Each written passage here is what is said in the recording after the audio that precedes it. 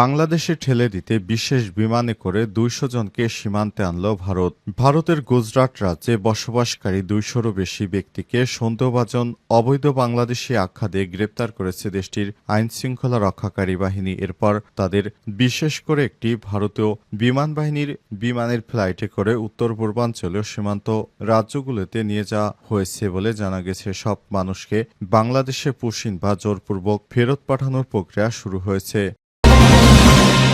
গাজায় একদিনে ৭০ জন নিহত, সকাল থেকে ৪৭ জনকে হত্যা। গত ২৪ ঘণ্টায় উপত্যকা জুড়ে বিভিন্ন হাসপাতালে কমপক্ষে ৭০ জনের লাশ আনা হয়েছে।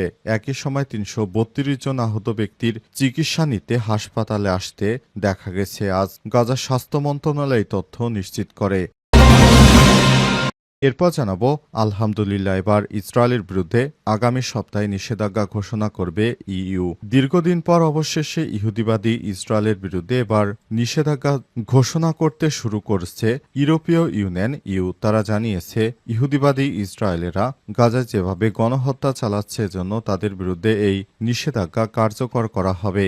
আগামী সপ্তাহ থেকে এই নিষেধাজ্ঞা শুরু হচ্ছে বলে জানিয়েছে ইউরোপীয় ইউনিয়ন ইইউ। এদিকে যুক্তরাষ্ট্রের সঙ্গে আলোচনায় বসতে রাজি ইরান, তবে মানতে হবে শর্ত। ইরানের উপপররাষ্ট্রমন্ত্রী মাজিদ তাখত রাভানচি বলেছেন, কূটনৈতিক আলোচনা আবার শুরু করতে চাইলে যুক্তরাষ্ট্রকে ইরানের উপর নতুন করে হামলা চিন্তা বাতিল করতে হবে, সূত্র বিবিসি। এদিকে তুরস্কে ৩ বিরোধী দলীয় মেয়র গ্রেপ্তার। তুরস্কে বিরোধী দল রিপাবলিকান পিপলস পার্টি সিএইচপির ৩ জন মেয়রকে গ্রেপ্তার করেছে প্রশাসন। আজ দুর্নীতির অভিযোগ তদন্তের সময় তাদেরকে গ্রেপ্তার করা হয়েছে। তবে বিরোধী দলের নেতারা বলছে যে তাদেরকে জোরপূর্বক গ্রেপ্তার করা হয়েছে, তারা কোনো অপরাধের সঙ্গে যুক্ত নয়। বর্তমান এরদোয়ানের সরকার তাদেরকে জোরপূর্বক আটক করেছে।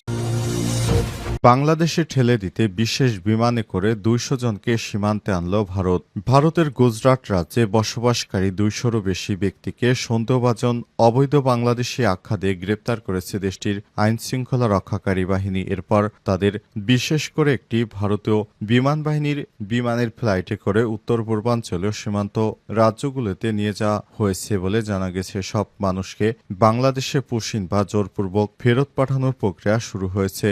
ভারতীয় সংবাদ মাধ্যম ইন্ডিয়ান এক্সপ্রেস জানিয়েছে, আটক ২০০ জন সন্দেহভাজনকে একটি বিশেষ বিমানে করে আজ সীমান্ত রাজ্যগুলোর দিকে হস্তান্তর করা হয়েছে। তাদের ভারত বাংলাদেশ সীমান্তের বর্ডার সিকিউরিটি ফোর্স বা বিএসএফ এর কাছে হস্তান্তর করা হবে। খবরে বলা হয়েছে, বিএসএফ এর কাছে হস্তান্তরের মধ্য দিয়ে তাদের বাংলাদেশে ফেরত পাঠানোর প্রক্রিয়া সম্পন্ন করা হবে।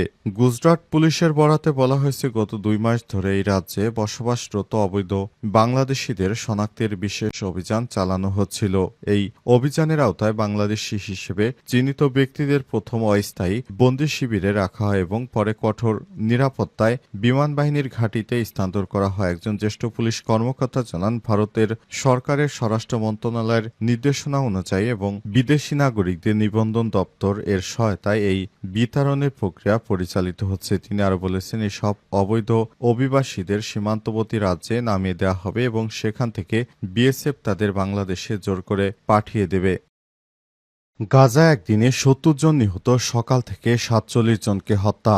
গত ২৪ ঘণ্টায় গাজা উপত্যকা জুড়ে বিভিন্ন হাসপাতালে কমপক্ষে ৭০ জনের লাশ আনা হয়েছে। একই সময় ৩৩২ জন আহত ব্যক্তি চিকিৎসা নিতে এসেছেন। আজ গাজা স্বাস্থ্য মন্ত্রণালয় এই তথ্য নিশ্চিত করেছে।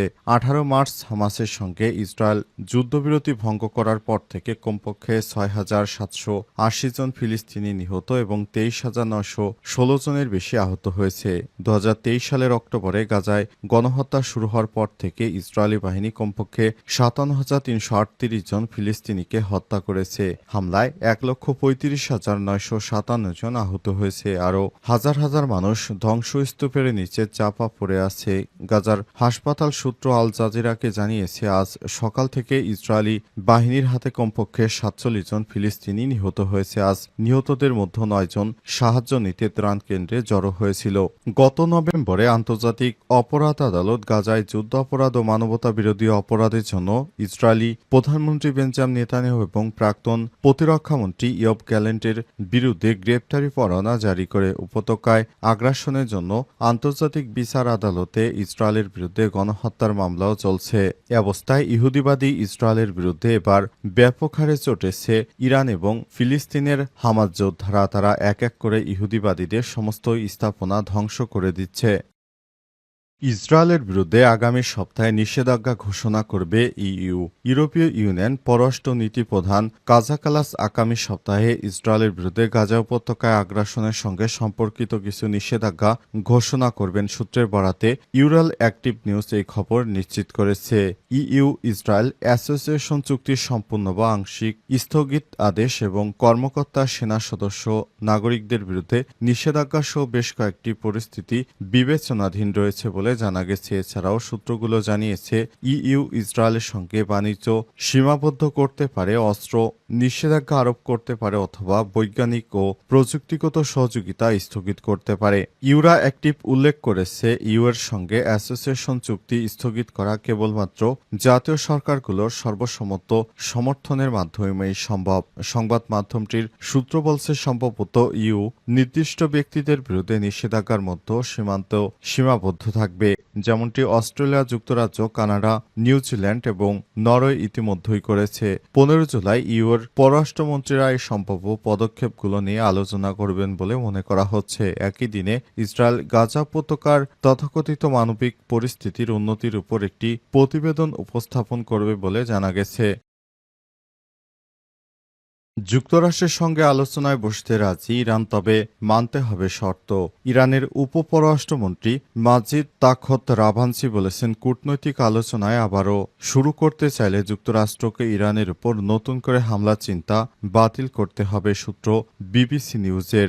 ব্রিটিশ সংবাদ মাধ্যম বিবিসিকে দেয়া সাক্ষাৎকারে ইরানের উপপররাষ্ট্রমন্ত্রী এই কথা বলেছেন। তিনি আরও বলেন, ট্রাম্প প্রশাসন মধ্যস্থতাকারীদের মাধ্যমে জানিয়েছে যে তারা আলোচনায় ফিরতে চায়, কিন্তু আলোচনা চলাকালে নতুন করে হামলার মতো খুবই গুরুত্বপূর্ণ প্রশ্নে যুক্তরাষ্ট্র এখন তাদের অবস্থান পরিষ্কার করেনি। গত 13 জুন ইরানে ইসরায়েল হামলা শুরু করে তারা 2 দিন পরেই ওমানের রাজধানী মাসকাটে যুক্তরাষ্ট্র এবং ইরানের মধ্যে 6ষ্ঠ দফার আলোচনায় বসার কথা ছিল। ইসরায়েল ইরান পাল্টাপাল্টি হামলার মধ্যে সংঘাতে জড়িয়ে পড়ে যুক্তরাষ্ট্র। ইরানের 3টি পরমাণু স্থাপনায় বোমা হামলা করে মার্কিন বোমারু বিমান। তাকাত রাভানসি আরও বলেন, ইরান শান্তিপূর্ণ ব্যবহারের জন্য ইউরেনিয়াম সমৃদ্ধকরণে সক্ষম। তিনি গোপনে ইরান পরমাণু বোমা তৈরির দিকে অগ্রসর হচ্ছে এমন অভিযোগ প্রত্যাখ্যান করেছেন। তিনি আরও বলেন, গবেষণা কর্মসূচির জন্য ইউরেনিয়াম সামগ্রীতে প্রবেশাধিকার পায়নি বলে ইরানকে নিজের সক্ষমতার উপর নির্ভর করতে হয়েছে।